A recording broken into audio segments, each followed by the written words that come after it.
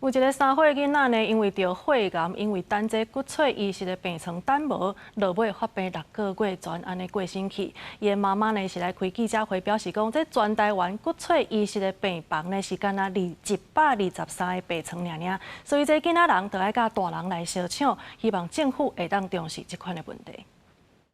医生再怎么积极的抢救，我的孩子再也没有回家了，再也没有回家的机会。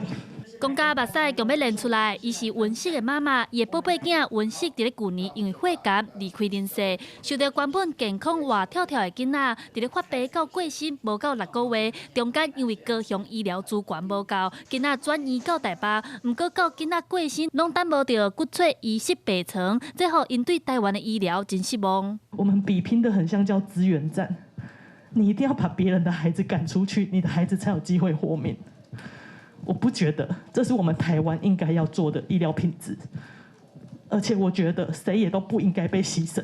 像文氏共款，需要到台北抢病床的案例不离啊侪。根据卫福部的统计，全台骨髓移植病床敢若123床，资源真少。6都的病床数，新北市是15床，台北市60床，桃园市5床，台中市20床，台南市4床，高雄市6床，显示资源也有无平均的问题。台北市的病床数是高雄的10倍。骨髓的病床。 这件事情为什么台北市跟高雄其实人口数是差不多的哈，但是在整个病床数大概差了10倍。看看下一期明年度我们是不是有些调整